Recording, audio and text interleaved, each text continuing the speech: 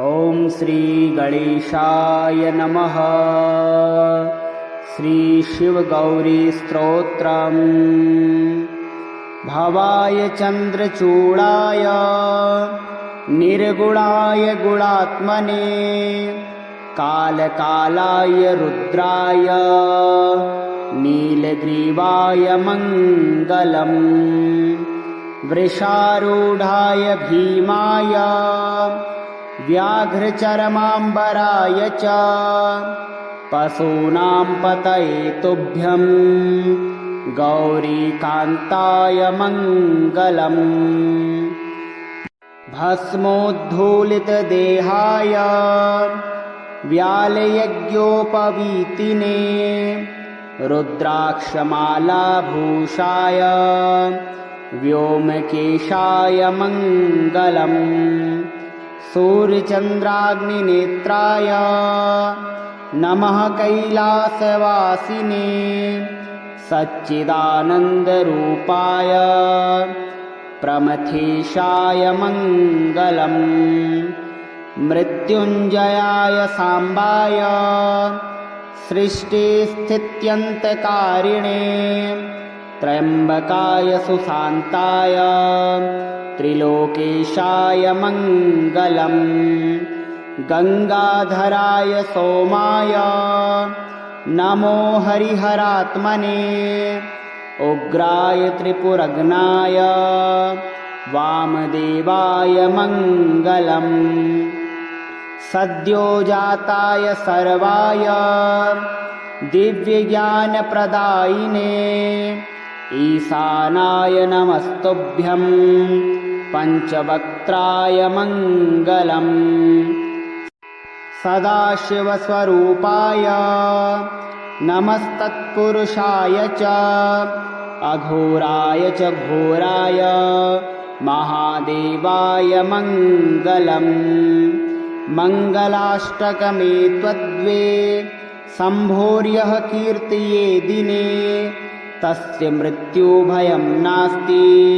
रोगपीडाभयं तथा। भवाय चन्द्रचूडाय निर्गुणाय गुणात्मने कालकालाय रुद्राय नीलग्रीवाय मङ्गलम्। वृषारूढाय भीमाय व्याघ्रचरमाम्बराय च पशूनां पतये तुभ्यं गौरीकान्ताय मङ्गलम्। भस्मोद्धूलितदेहाय व्यालयज्ञोपवीतिने रुद्राक्षमालाभूषाय व्योमकेशाय मङ्गलम्। सूर्यचन्द्राग्निनेत्राय नमः। कैलासवासिने सच्चिदानन्दरूपाय प्रमथेशाय मङ्गलम्। मृत्युञ्जयाय साम्बाय सृष्टिस्थित्यन्तकारिणे त्र्यम्बकाय सुशान्ताय त्रिलोकेशाय मङ्गलम्। गङ्गाधराय सोमाय नमो हरिहरात्मने उग्राय त्रिपुरग्नाय वामदेवाय मङ्गलम्। सद्योजाताय सर्वाय दिव्यज्ञानप्रदायिने ईशानाय नमस्तुभ्यं पञ्चवक्त्राय मङ्गलम्। सदाशिवस्वरूपाय नमस्तत्पुरुषाय च अघोराय च घोराय महादेवाय मङ्गलम्। मङ्गलाष्टकमे त्वद्वे सम्भोर्यः कीर्तये दिने तस्य मृत्युभयं नास्ति रोगपीडाभयं तथा। भवाय चन्द्रचूडाय निर्गुणाय गुणात्मने कालकालाय रुद्राय नीलग्रीवाय मङ्गलम्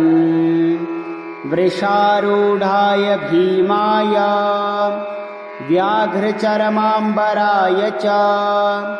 पशूनां पतये तुभ्यं गौरीकान्ताय मङ्गलम् भस्मोद्धूलितदेहाय व्यालयज्ञोपवीतिने रुद्राक्षमालाभूषाय व्योमकेशाय मङ्गलम् सूर्यचन्द्राग्निनेत्राय नमः कैलासवासिने सच्चिदानन्दरूपाय प्रमथेशाय मङ्गलम् मृत्युञ्जयाय साम्बाय सृष्टिस्थित्यन्तकारिणे त्र्यम्बकाय सुशान्ताय त्रिलोकेशाय मङ्गलम्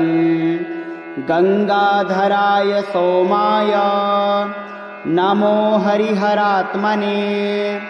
उग्राय त्रिपुरग्नाय वामदेवाय मङ्गलम् सद्योजाताय सर्वाय दिव्यज्ञानप्रदायिने ईशानाय नमस्तुभ्यं पञ्चवक्त्राय मङ्गलम् सदाशिवस्वरूपाय नमस्तत्पुरुषाय च अघोराय च घोराय महादेवाय मङ्गलम् मङ्गलाष्टकमे त्वद्वे सम्भोर्यः कीर्तये दिने तस्य मृत्युभयं नास्ति रोगपीडाभयं तथा भवाय चन्द्रचूडाय निर्गुणाय गुणात्मने कालकालाय रुद्राय नीलग्रीवाय मङ्गलम् वृषारूढाय भीमाय व्याघ्रचर्माम्बराय च पशूनां पतये तुभ्यं गौरीकान्ताय मङ्गलम् भस्मोद्धूलितदेहाय व्यालयज्ञोपवीतिने रुद्राक्षमालाभूषाय व्योमकेशाय मङ्गलम् सूर्यचन्द्राग्निनेत्राय नमः कैलासवासिने सच्चिदानन्दरूपाय प्रमथेशाय मङ्गलम् मृत्युञ्जयाय साम्बाय सृष्टिस्थित्यन्तकारिणे त्र्यम्बकाय सुशान्ताय त्रिलोकेशाय मङ्गलम् गङ्गाधराय सोमाय नमो हरिहरात्मने उग्राय त्रिपुरग्नाय वामदेवाय मङ्गलम् सद्योजाताय सर्वाय दिव्यज्ञानप्रदायिने ईशानाय नमस्तुभ्यं पञ्चवक्त्राय मङ्गलम् सदाशिवस्वरूपाय नमस्तत्पुरुषाय च अघोराय च घोराय महादेवाय मङ्गलम् मङ्गलाष्टकमे त्वद्वे सम्भोर्यः कीर्तये दिने तस्य मृत्युभयं नास्ति रोगपीडाभयं तथा भवाय चन्द्रचूडाय निर्गुणाय गुणात्मने कालकालाय रुद्राय नीलग्रीवाय मङ्गलम् वृषारूढाय भीमाय व्याघ्रचर्माम्बराय च पशूनां पतये तुभ्यं गौरीकान्ताय मङ्गलम् भस्मोद्धूलितदेहाय व्यालयज्ञोपवीतिने रुद्राक्षमालाभूषाय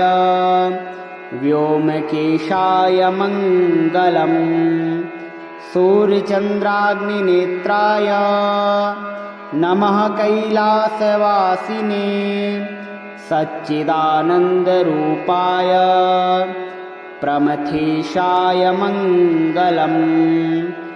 मृत्युञ्जयाय साम्बाय सृष्टिस्थित्यन्तकारिणे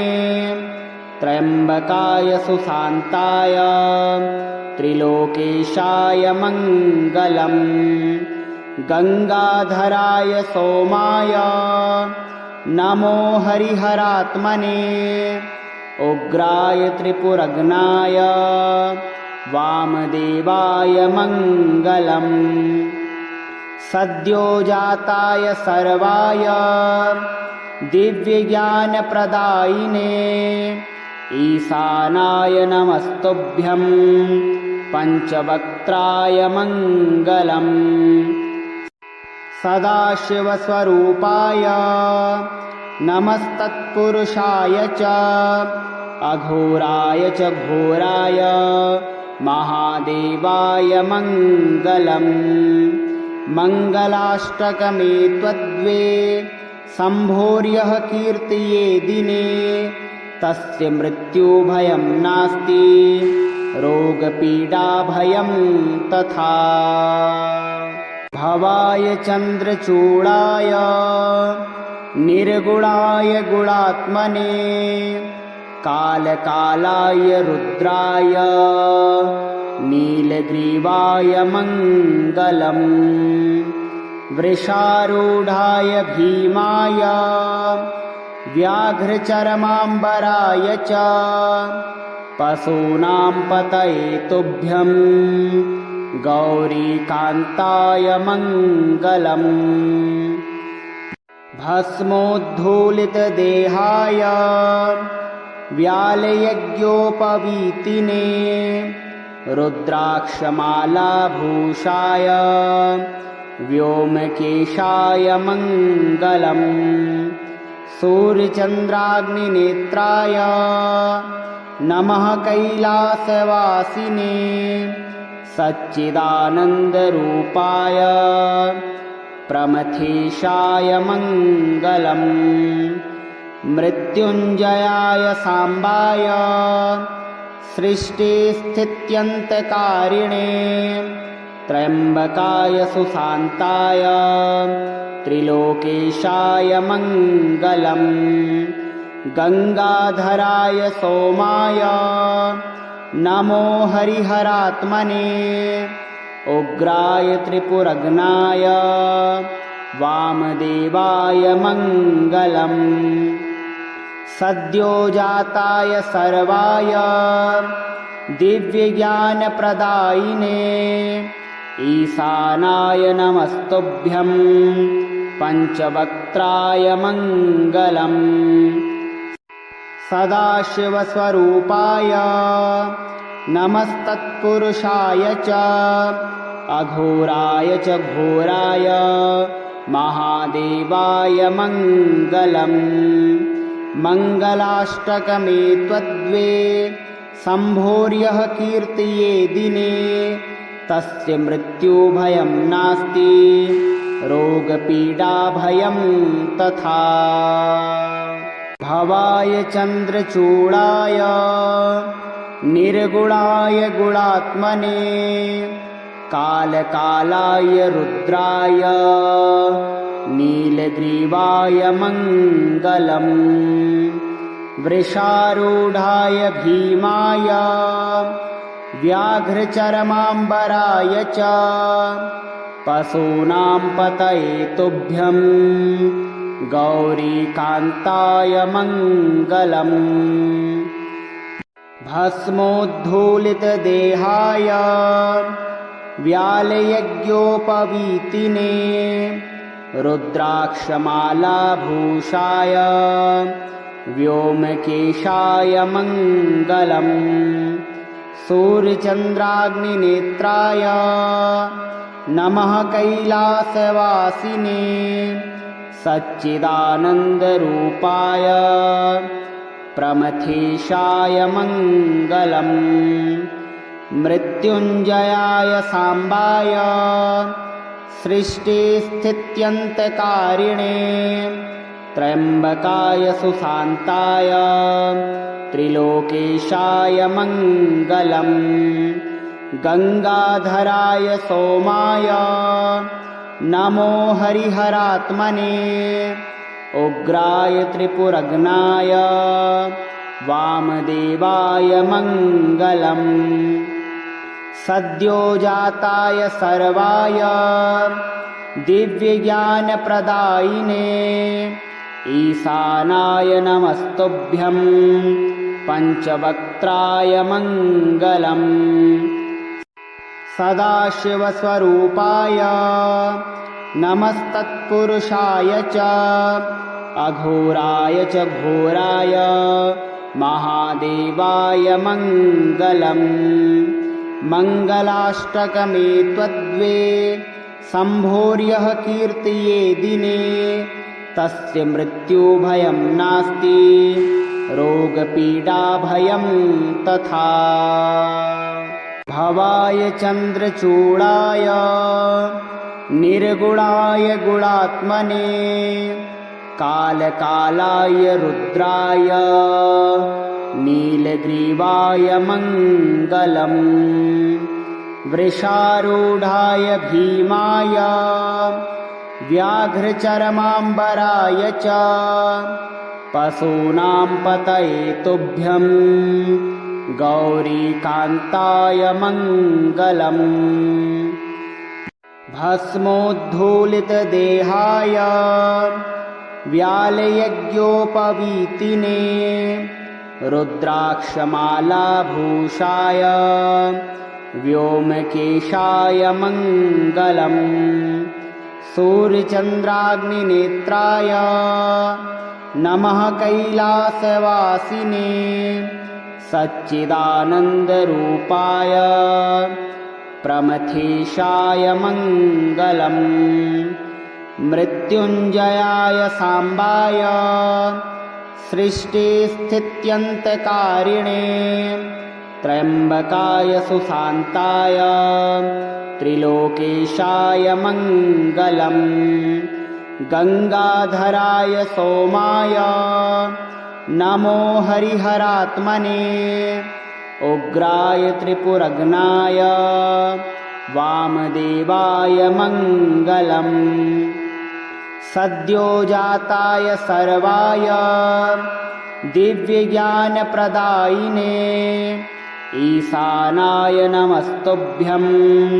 पञ्चवक्त्राय मङ्गलम्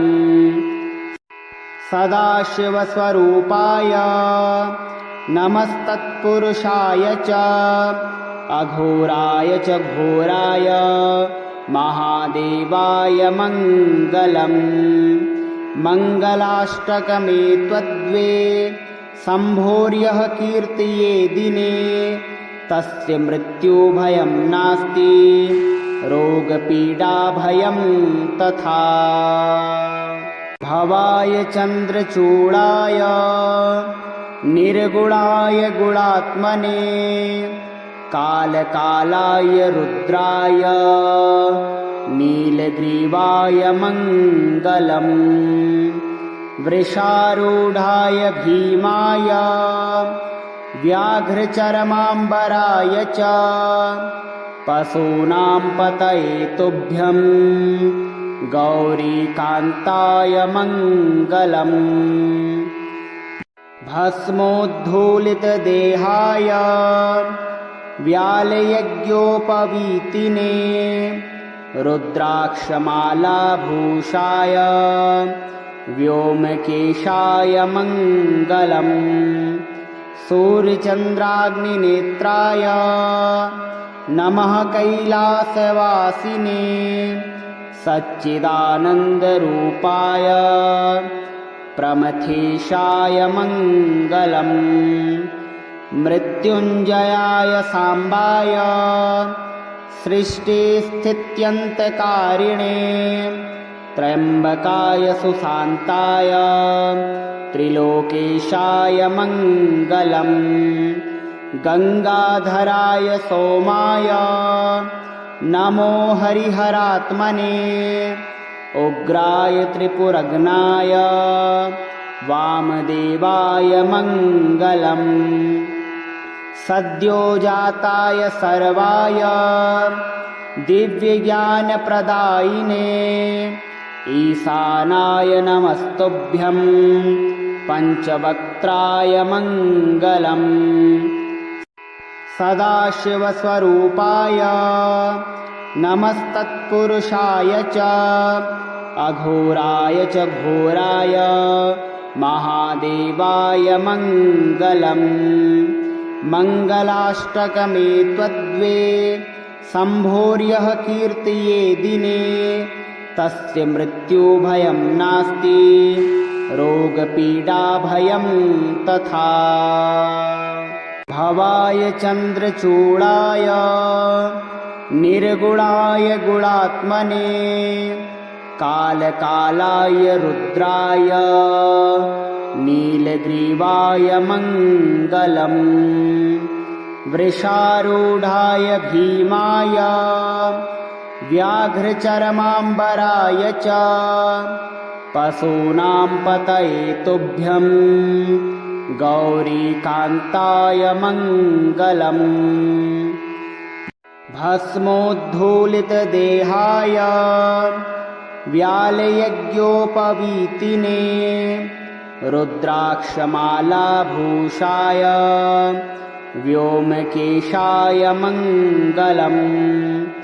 सूर्यचन्द्राग्निनेत्राय नमः कैलासवासिने सच्चिदानन्दरूपाय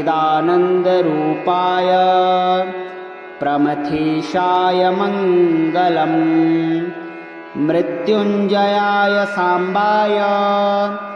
सृष्टिस्थित्यन्तकारिणे त्र्यम्बकाय सुशान्ताय त्रिलोकेशाय मङ्गलम् गङ्गाधराय सोमाय नमो हरिहरात्मने उग्राय त्रिपुरग्नाय वामदेवाय मङ्गलम् सद्योजाताय सर्वाय दिव्यज्ञानप्रदायिने ईशानाय नमस्तुभ्यं पञ्चवक्त्राय मङ्गलम् सदाशिवस्वरूपाय नमस्तत्पुरुषाय च अघोराय च घोराय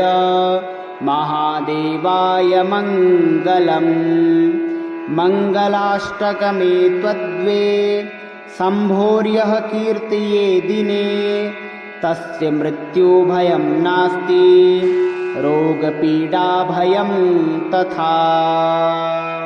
भवाय चन्द्रचूडाय निर्गुणाय गुणात्मने कालकालाय रुद्राय नीलग्रीवाय मङ्गलम् वृषारूढाय भीमाय व्याघ्रचरमाम्बराय च पशूनां पतये तुभ्यं गौरीकान्ताय मङ्गलम् भस्मोद्धूलितदेहाय व्यालयज्ञोपवीतिने रुद्राक्षमालाभूषाय व्योमकेशाय मङ्गलम् सूर्यचन्द्राग्निनेत्राय नमः कैलासवासिने सच्चिदानन्दरूपाय प्रमथेशाय मङ्गलम् मृत्युञ्जयाय साम्बाय सृष्टिस्थित्यन्तकारिणे त्र्यम्बकाय सुशान्ताय त्रिलोकेशाय मङ्गलम् गङ्गाधराय सोमाय नमो हरिहरात्मने उग्राय त्रिपुरग्नाय वामदेवाय मङ्गलम् सद्योजाताय सर्वाय दिव्यज्ञानप्रदायिने ईशानाय नमस्तुभ्यं पञ्चवक्त्राय मङ्गलम् सदाशिवस्वरूपाय नमस्तत्पुरुषाय च अघोराय च घोराय महादेवाय मङ्गलम् मङ्गलाष्टकमे त्वद्वे सम्भोर्यः कीर्तये दिने तस्य मृत्युभयं नास्ति रोगपीडाभयं तथा भवाय चन्द्रचूडाय निर्गुणाय गुणात्मने कालकालाय रुद्राय नीलग्रीवाय मङ्गलम् वृषारूढाय भीमाय व्याघ्रचरमाम्बराय च पशूनां पतये तुभ्यं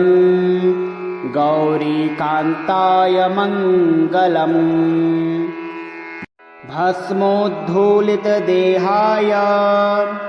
व्यालयज्ञोपवीतिने रुद्राक्षमालाभूषाय व्योमकेशाय मङ्गलम् सूर्यचन्द्राग्निनेत्राय नमः कैलासवासिने सच्चिदानन्दरूपाय प्रमथेशाय मङ्गलम् मृत्युञ्जयाय साम्बाय सृष्टिस्थित्यन्तकारिणे त्र्यम्बकाय सुशान्ताय त्रिलोकेशाय मङ्गलम् गङ्गाधराय सोमाय नमो हरिहरात्मने उग्राय त्रिपुरग्नाय वामदेवाय मङ्गलम् सद्योजाताय सर्वाय दिव्यज्ञानप्रदायिने ईशानाय नमस्तुभ्यं पञ्चवक्त्राय मङ्गलम् सदाशिवस्वरूपाय नमस्तत्पुरुषाय च अघोराय च घोराय महादेवाय मङ्गलम् मङ्गलाष्टकमे त्वद्वे सम्भोर्यः कीर्तये दिने तस्य भवाय चन्द्रचूडाय निर्गुणाय गुणात्मने कालकालाय रुद्राय नीलग्रीवाय मङ्गलम् वृषारूढाय भीमाय व्याघ्रचरमाम्बराय च पशूनां पतये तुभ्यं गौरीकान्ताय मङ्गलम् भस्मोद्धूलितदेहाय व्यालयज्ञोपवीतिने रुद्राक्षमालाभूषाय व्योमकेशाय मङ्गलम् सूर्यचन्द्राग्निनेत्राय नमः कैलासवासिने सच्चिदानन्दरूपाय प्रमथेशाय मङ्गलम् मृत्युञ्जयाय साम्बाय सृष्टिस्थित्यन्तकारिणे त्र्यम्बकाय सुशान्ताय त्रिलोकेशाय मङ्गलम् गङ्गाधराय सोमाय नमो हरिहरात्मने उग्राय त्रिपुरग्नाय वामदेवाय मङ्गलम् सद्योजाताय सर्वाय दिव्यज्ञानप्रदायिने ईशानाय नमस्तुभ्यं पञ्चवक्त्राय मङ्गलम् सदाशिवस्वरूपाय नमस्तत्पुरुषाय च अघोराय च घोराय महादेवाय मङ्गलम् मङ्गलाष्टकमे त्वद्वे सम्भोर्यः कीर्तये दिने तस्य भवाय चन्द्रचूडाय निर्गुणाय गुणात्मने कालकालाय रुद्राय नीलग्रीवाय मङ्गलम् वृषारूढाय भीमाय व्याघ्रचरमाम्बराय च पशूनां पतये तुभ्यं गौरीकान्ताय मङ्गलम् भस्मोद्धूलितदेहाय व्यालयज्ञोपवीतिने रुद्राक्षमालाभूषाय व्योमकेशाय मङ्गलम् सूर्यचन्द्राग्निनेत्राय नमः कैलासवासिने सच्चिदानन्दरूपाय प्रमथेशाय मङ्गलम् मृत्युञ्जयाय साम्बाय सृष्टिस्थित्यन्तकारिणे त्र्यम्बकाय सुशान्ताय त्रिलोकेशाय मङ्गलम् गङ्गाधराय सोमाय नमो हरिहरात्मने उग्राय त्रिपुरग्नाय वामदेवाय मङ्गलम् सद्योजाताय सर्वाय दिव्यज्ञानप्रदायिने ईशानाय नमस्तुभ्यं पञ्चवक्त्राय मङ्गलम् सदाशिवस्वरूपाय नमस्तत्पुरुषाय च अघोराय च घोराय महादेवाय मङ्गलम् मङ्गलाष्टकमे त्वद्वे सम्भोर्यः कीर्तये दिने तस्य भवाय चन्द्रचूडाय निर्गुणाय गुणात्मने कालकालाय रुद्राय नीलग्रीवाय मङ्गलम्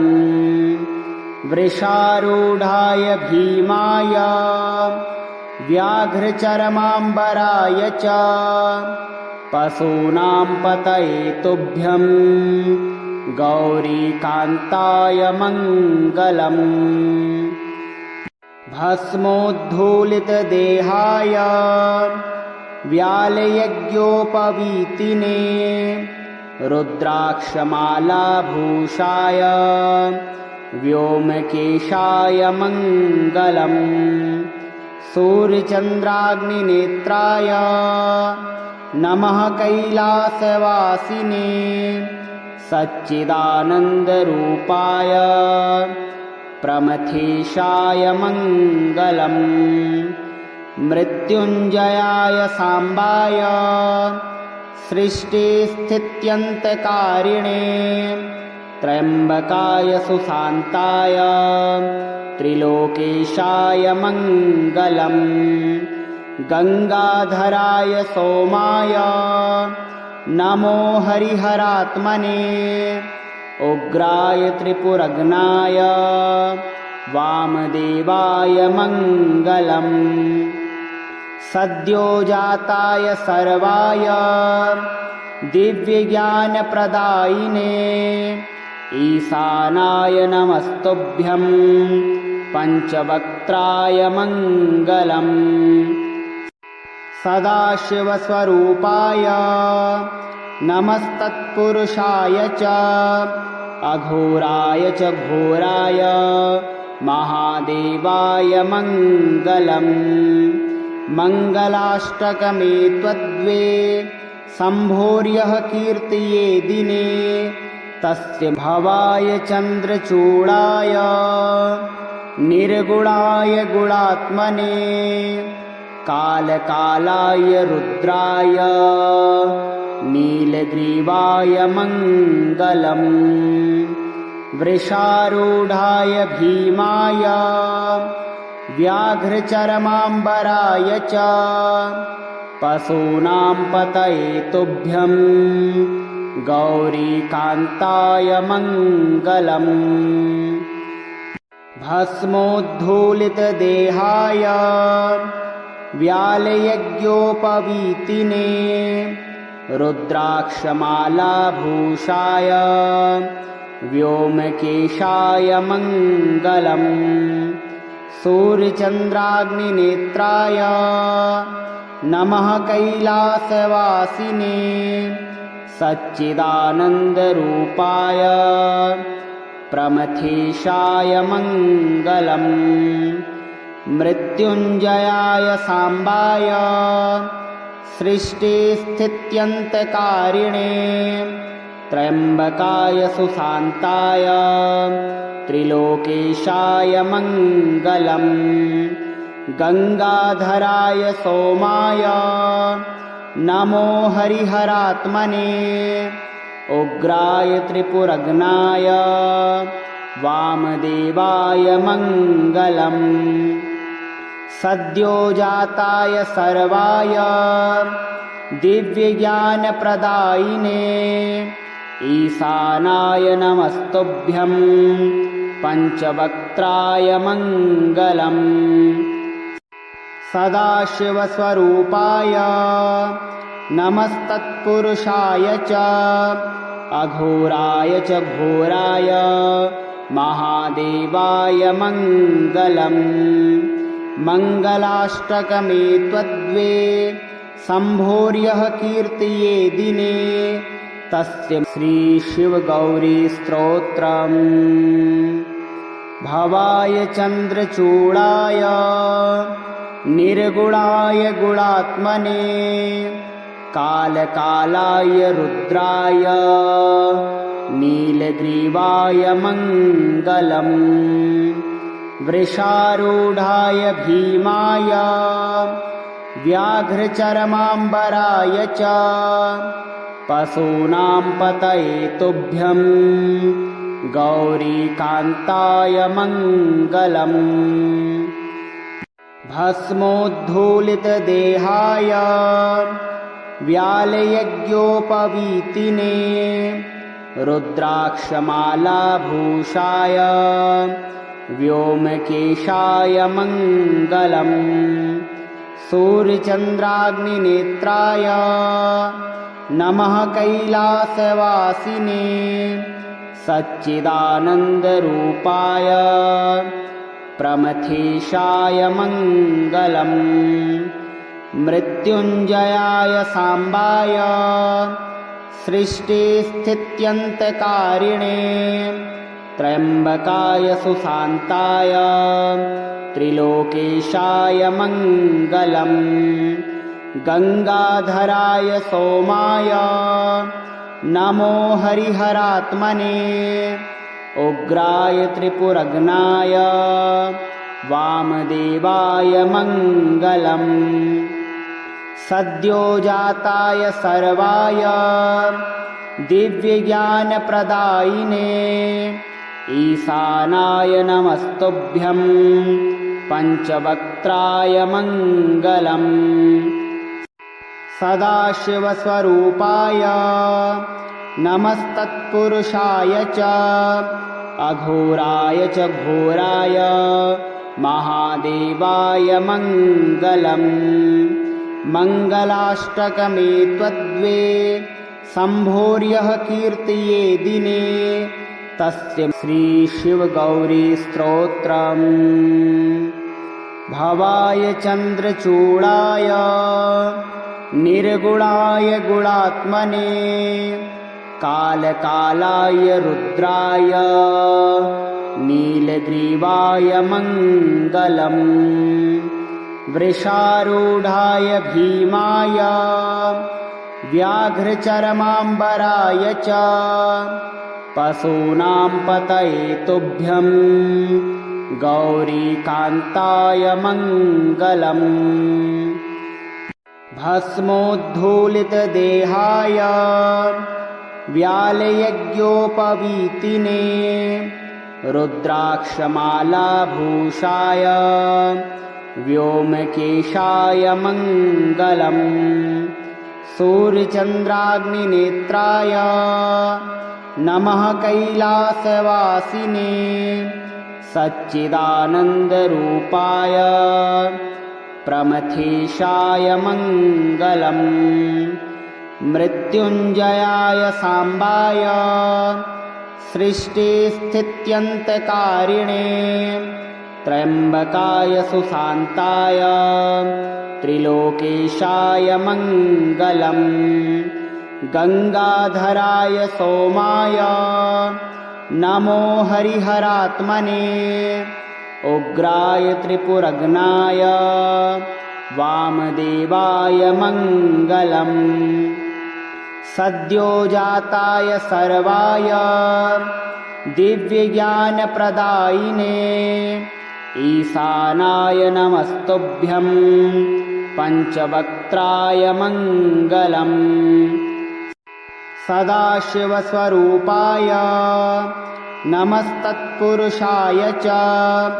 अघोराय च घोराय महादेवाय मङ्गलम् मङ्गलाष्टकमे त्वद्वे सम्भोर्यः कीर्तये दिने तस्य